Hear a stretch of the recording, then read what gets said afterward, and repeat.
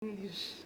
Hi guys, my name is Vanessa Sadai and I'll be focusing on geography today. Hi, my name is Ayanda Dlala and I will be focusing on English. Hi, my name is Moikade Kwede and I will be focusing on history. So the purpose of this interview today is just to focus on the importance of Bloom's taxonomy in each of our subjects, and we'll be asking each other each one question and we'll have to answer them. So I'll begin with the first question. So the first question that we have today is okay. So the first question that I have for these ladies is, do you think that current school systems support learners to develop higher cognitive skills? Motivate your answers, please, ladies.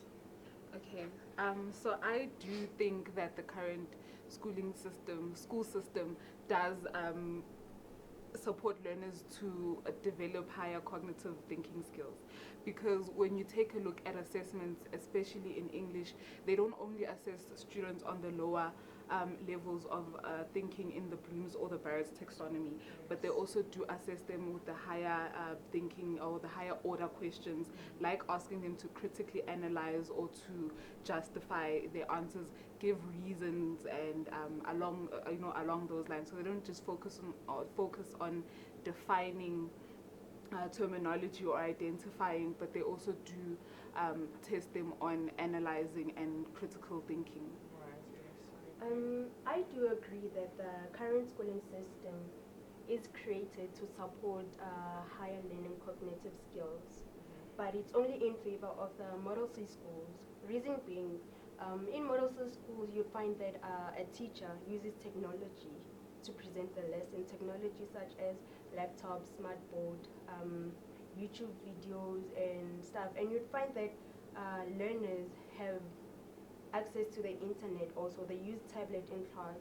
So that alone enhances the learner's knowledge, because they're not only focusing on one resource, which is a textbook, but they can do further research to understand the lesson better. But in township schools, you'd find that a teacher is only relying on two sources, which is the textbook and the blackboard, which is limiting the learners to enhance their knowledge. For instance, in my high school days, in history class, my history teacher gave us an essay to prepare for an exam. So we only focused on that essay alone, on that paper. We didn't do any extra research or anything to understand the essay better, because they told us that we should focus on this essay alone. And yeah, I think that the schooling system is in favor of the Model C school and not the township schools. Interesting.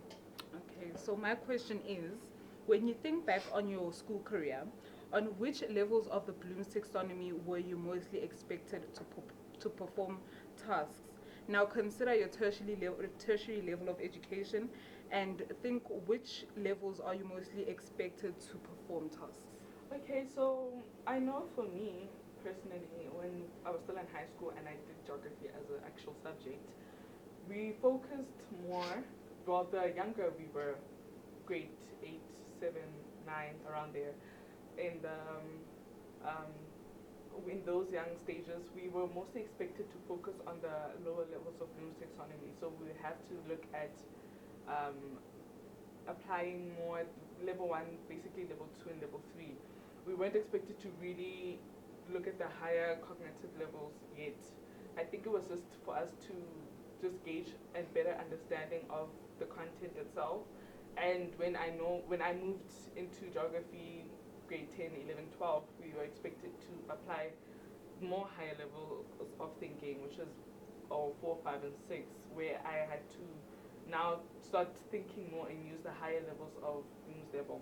So it's definitely then carried on to tertiary. I know in tertiary we hardly ever use the first 3 levels of Bloom's taxonomy, very, very hardly. So I think it's due to age. I think the older you are, the more you're expected to use the higher levels of Bloom's taxonomy more.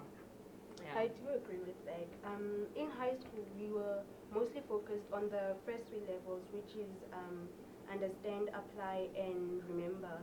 Then here in varsity, we are expected to focus on the higher two levels, which is evaluating and create. Yeah. Yeah. And the last question: do you think the assessment tool and Bloom's taxonomy could be valuable in your subject in the FET classroom? Motivate your answers.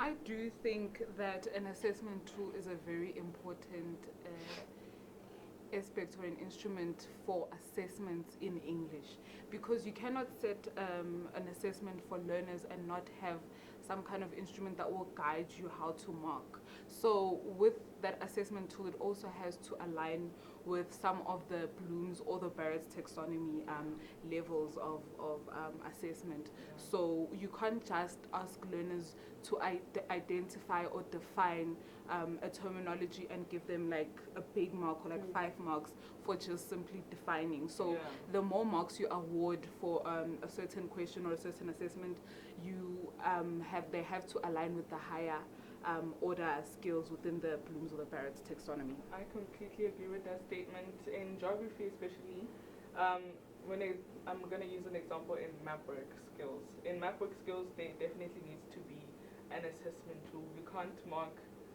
the way we want to. A certain question is only applicable in the certain Bloom's taxonomy level. So when we ask, and it's usually the first questions that you get in an assessment, usually identify this feature, or such questions would obviously only have to be 1 mark. So that's why I think assessment tools in geography are very important, because the higher level questions usually count the most marks, such as calculating or having to apply their own knowledge when having to evaluate something that I asked them to look at in a map, for instance. So I think it's very important in geography that we have assessment tools here. Alright, so that was our assessment on Bloom's taxonomy. Thank you guys for listening. Bye. 7 minutes, 40.